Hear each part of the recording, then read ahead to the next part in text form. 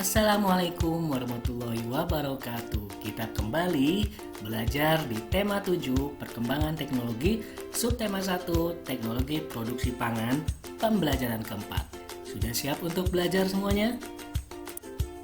Oke teman-teman, sebelumnya kalian sudah mengetahui keberagaman di rumah, antara lain perbedaan makanan, kesukaan, dan dari semua anggota keluarga. Nah, kali ini Udin dan teman-temannya bersemangat. Pakaian yang mereka kenakan berbeda dari biasanya. Pakaian mereka berwarna-warni. Semua siswa kelas 3 diminta memakai pakaian daerah. Udin memakai baju daerah Sunda, Edo memakai baju dari Papua, Dayu memakai pakaian adat Bali, demikian pula dengan Beni, Siti, Lani, dan yang lainnya. Mereka juga semuanya memakai baju daerahnya masing-masing. Mereka juga membawa makanan khas daerah.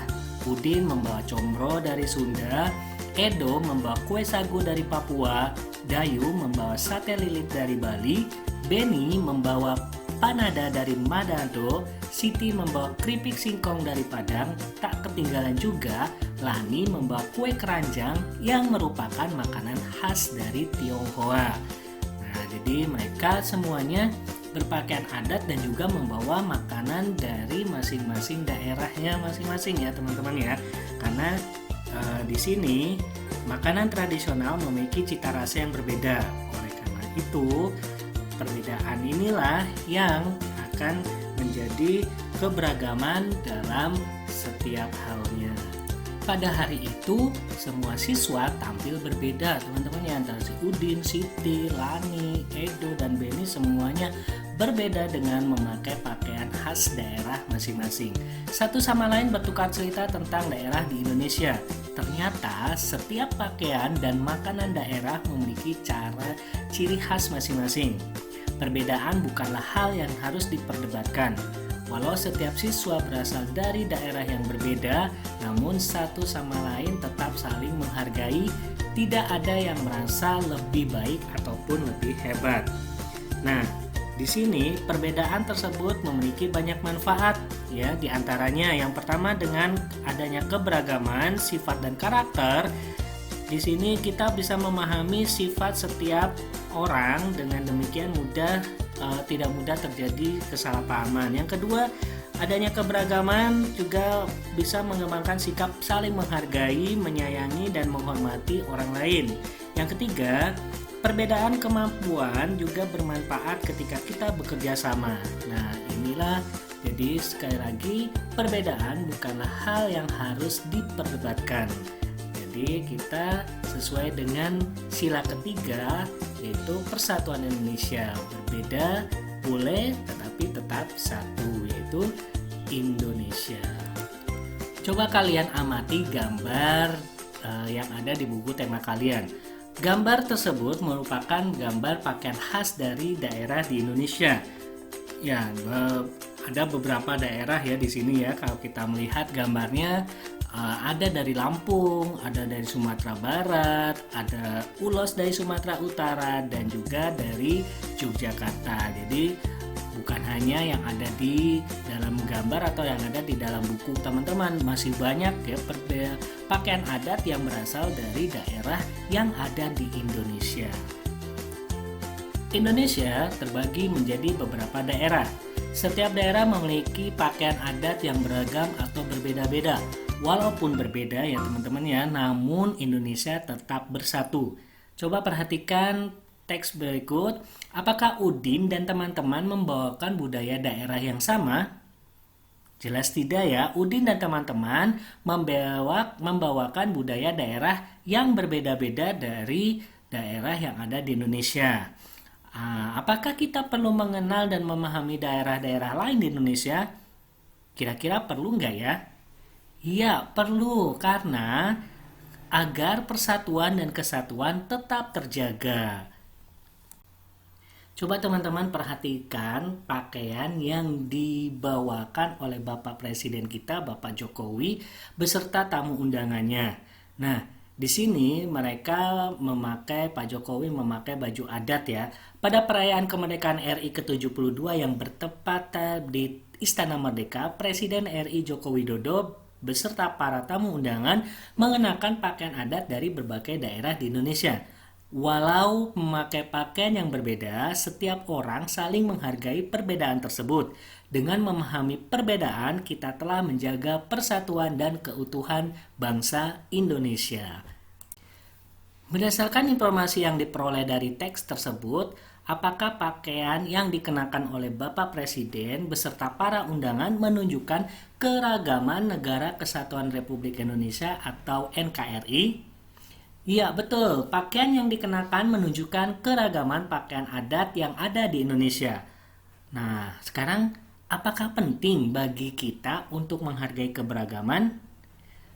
Betul banget, ya sangat penting ya karena menghargai perbedaan kita telah menjaga persatuan dan keutuhan bangsa Indonesia.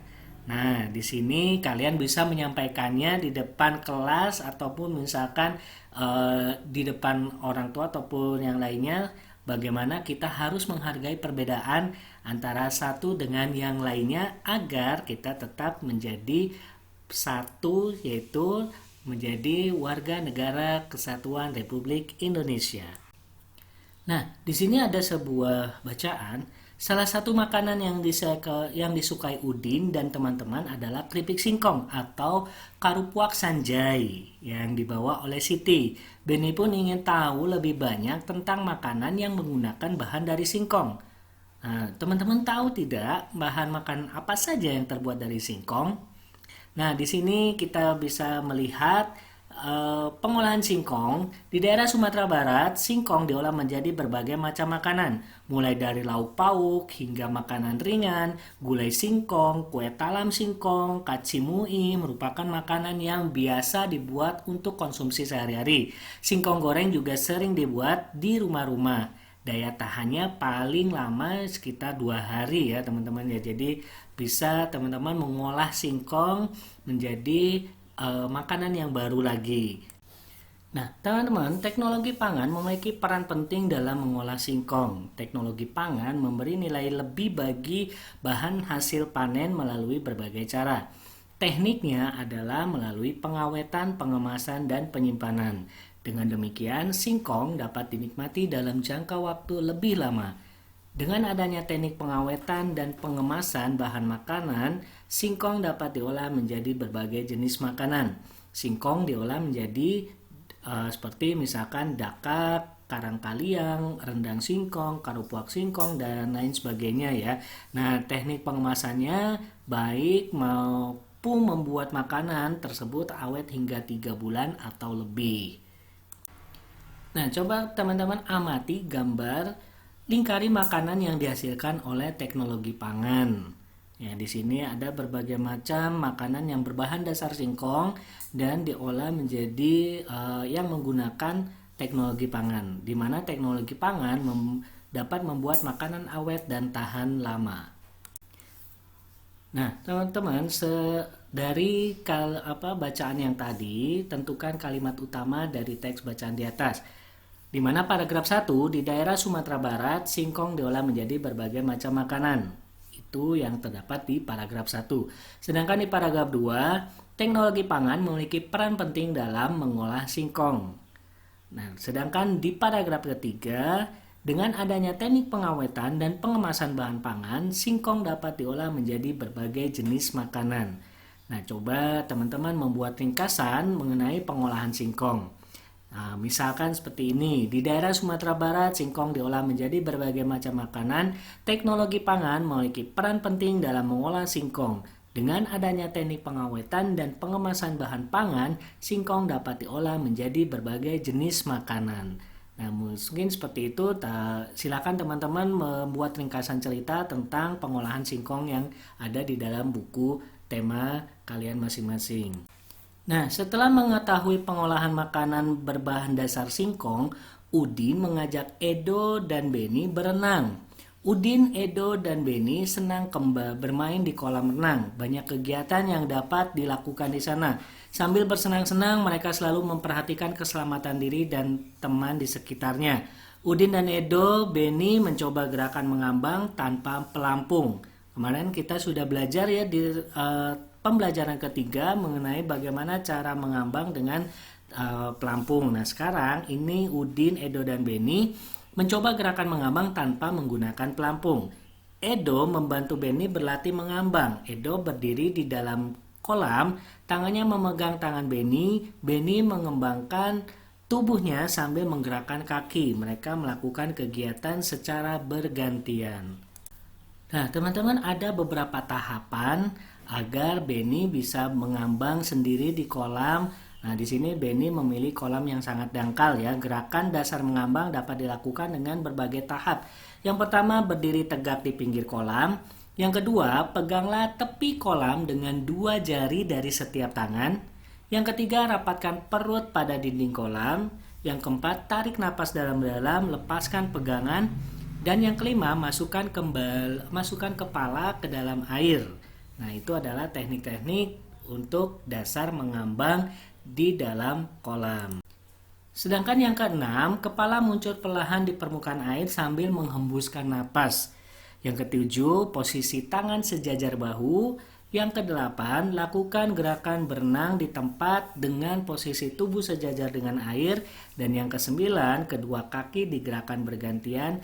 Yang terakhir yaitu lakukan secara berulang-ulang. Jadi teman-teman bisa melakukan tahapan-tahapan berikut untuk teman-teman bisa belajar mengambang di permukaan air dengan teknik yang Beni dan Edo lakukan. Alhamdulillah, pembelajaran kali ini sudah selesai. Tema 7 perkembangan teknologi produksi pangan, pembelajaran keempat. Kita ketemu lagi di pembelajaran dan tema-tema berikutnya. Assalamualaikum warahmatullahi wabarakatuh.